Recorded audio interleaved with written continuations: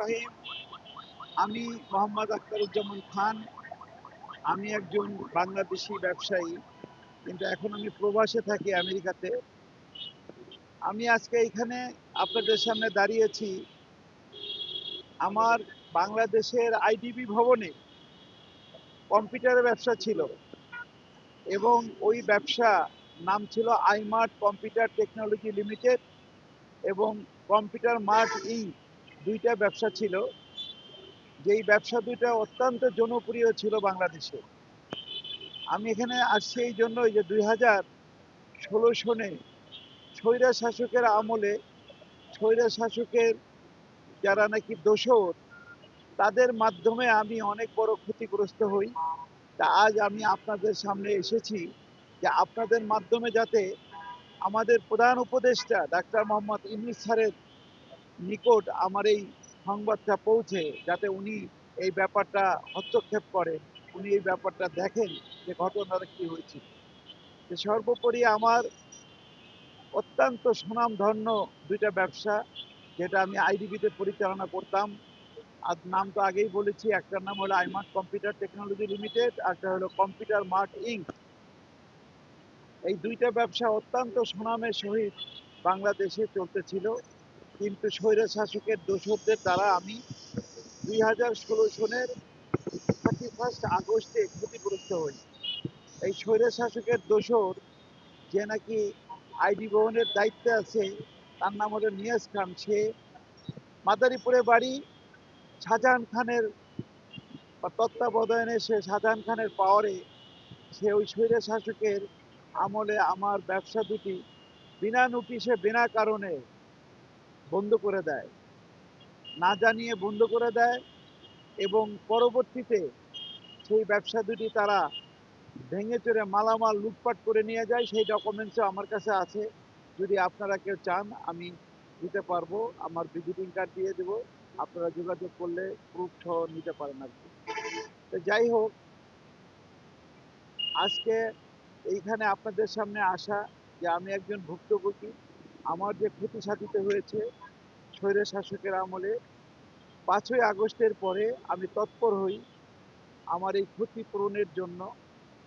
আমি এর আগেই প্রেস ক্লাবে একটা সাংবাদিক সম্মেলন করেছিলাম, কিন্তু আমি জানি না সেইখান থেকে আমার আউটপুট কি এসেছে। সেইখান থেকে প্রশাসন বা সরকারি লোকজন সেই নিয়াজ খান, যে নাকি এখনো দাপটের সাথে সেই তার চেয়ারেই বসে আছে, এই ঘটনা ঘটানোর পরে এবং সাংবাদিক সম্মেলন করার পরেও তার চেয়ারটা বহাল তবিয়তে আছে। তাই আমি আজ চাইবো যে এই অন্যায়ের, এই স্বৈরশাসকের দোষরে মানে শাস্তি হোক। এবং আমাদের যে প্রধান উপদেষ্টার আছে, দেখেন আপনারা এখানে দেখতে পাচ্ছেন প্রধান উপদেশ ছবি, ওনার সাথে কিন্তু আমারও ছবি আছে। কারণ 2000 আপনার 21, 22, 23, 24 ওই সময় ওনার যে কোনো অনুষ্ঠানে ওনার সাথে আমার একটা পরিচিত ছিল। কিন্তু বর্তমানে উনি যখন প্রধান উপদেষ্টা হয়েছেন, এখন অনেক ব্যস্ত হয়ে গেছেন, যার জন্য আমি খুব সহজে ওনার কাছে যেতে পারি না।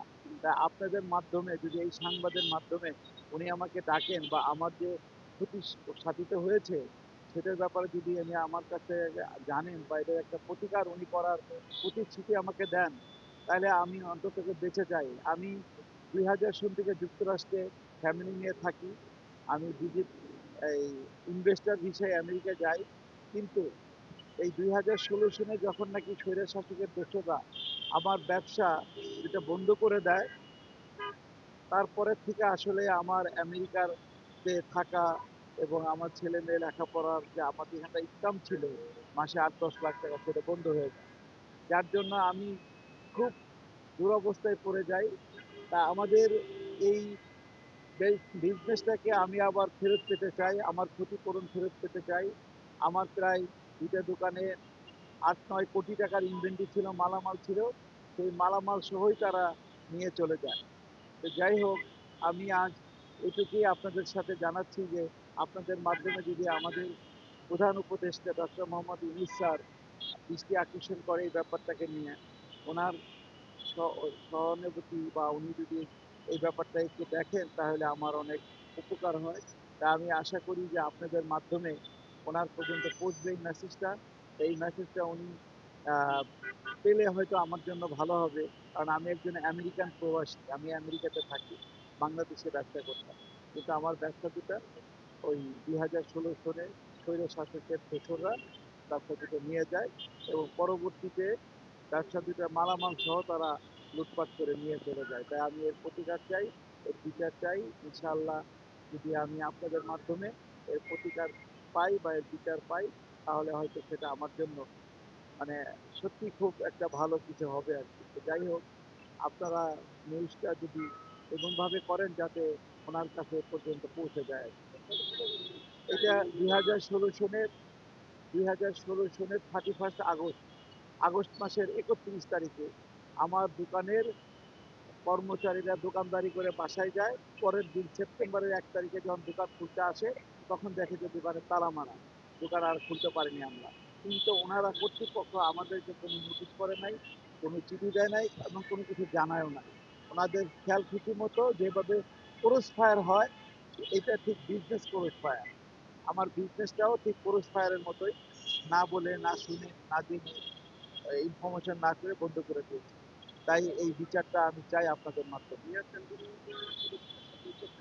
না, নিয়াজ খান তো সে ওই IDB CEO, chief executive officer, কিন্তু তার এলাকার যে শাহজাহান খান, সে শাহজাহান খানের পৃষ্ঠপোষক, তার তত্ত্বাবধানে সে অনেক অন্যায় করে। এই অন্যায়টা সেভাবেই করছে। সেই শাহজাহান খানের মতো একজন মিনিস্টার বা একজন লিডার যদি কারো সহযোগিতায় থাকে, তাহলে সে সব কিছুই করতে পারে। হ্যাঁ, এখনো ওই নিয়াজ খান বহাল তবিয়তে আছে, এখনো তার চেয়ারে সে বসে আছে, কিন্তু তার কোনো প্রতিকার হচ্ছে না। হ্যাঁ, তার এই অন্যায়ের প্রতিকার হওয়া দরকার এবং এই অন্যায়ের প্রতিকার যাতে হয়, এই জন্যই আজকে আমি এই উদ্যোগটা নিয়েছি। হ্যাঁ, প্রশাসকের কাছে এই বিষয়টা আমি এই 5ই আগস্টের পরে, এত বছর পরে আমি মামলা করি নিয়াজ খানের বিরুদ্ধে। সেই মামলাটা এখন পিবিআইতে তদন্ত আছে। পিবিআইতে যদি পিবিআইতে তদন্ত আছে, পিবিআই তদন্ত এখনো শেষ হয় নাই। তাই পিবিআই তদন্ত শেষ হলে পিবিআইটা রিপোর্ট দিবে।